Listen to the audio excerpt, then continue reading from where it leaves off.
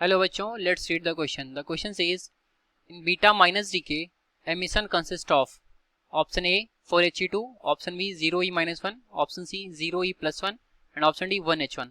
सो question में बोला कि जो बीटा माइनस डीके होता है उसमें जो एमिशन निकलता है उसमें गिवन ऑप्शन में से क्या कंसिस्ट होता है. तो सॉल्व करते हैं इस प्रॉब्लम को. पहले हम अपना की कॉन्सेप्ट नोट डाउन करेंगे. तो लिखते हैं हम की कॉन्सेप्ट. तो की कॉन्सेप्ट में हम देखते हैं कि बीटा डीके होता क्या है. तो बीटा डीके एक न्यूक्लियर रिएक्शन होता है जिसमें जो न्यूक्लियस होता है पेरेंट एटम का वो स्पॉन्टेनियसली इलेक्ट्रॉन या फिर पॉजिट्रॉन को इमिट करता है. ठीक है, तो लिखेंगे इसको beta decay. It is a nuclear reaction. It is a nuclear reaction in which nucleus of parent atom,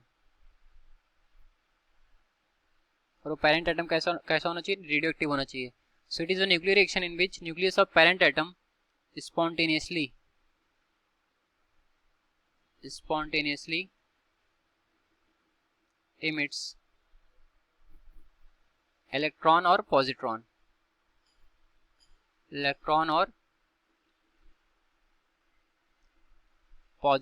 ठीक है, ये होता है हमारा beta decay reaction. Beta decay दो टाइप का होता है, एक होता है बीटा पॉजिटिव और एक होता है बीटा नेगेटिव. तो बात है अपने प्रॉब्लम पर. तो यहाँ पर बीटा नेगेटिव डीके के बारे में बात कर रहा है. तो पहले इसको देखते हैं बीटा नेगेटिव डीके क्या होता है. तो बीटा नेगेटिव डीके में बेसिकली जो हमारा न्यूट्रॉन होता है वो प्रोटॉन में कन्वर्ट होता है. ठीक है, तो इसका इक्वेशन लिखें. तो यहाँ पर न्यूट्रॉन है जो कन्वर्ट हो जाता है हमारा प्रोटॉन में, और साथ में हमारा यहाँ पर एक इलेक्ट्रॉन निकलता है नेगेटिव चार्ज के साथ, प्लस एक एंटी न्यूट्रिनो पार्टिकल निकलता है. वहीं पर बीटा पॉजिटिव डीके अगर देखें तो उसमें क्या होता है, उसमें हमारा प्रोटॉन से न्यूट्रॉन में कन्वर्जन होता है. यहाँ पर न्यूट्रॉन बनता है और एक ई पॉजिटिव होता है, प्लस एक न्यूट्रिनो पार्टिकल निकलता है यहाँ से. न्यूट्रिनो पार्टिकल बेसिकली हमारे न्यूट्रल पार्टिकल्स होते हैं जिनका मास इलेक्ट्रॉन के कंपेरिजन में बहुत कम होता है.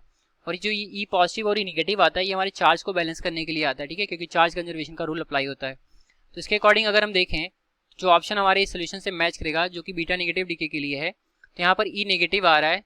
तो इसके अकॉर्डिंग जो हमारा ऑप्शन करेक्ट होगा वो ऑप्शन नंबर बी होगा. तो हमारा ऑप्शन बी करेक्ट हो गया. Hence option B is correct. तो ये रहा हमारे इस क्वेश्चन का correct solution. I hope you understood well. Thank you.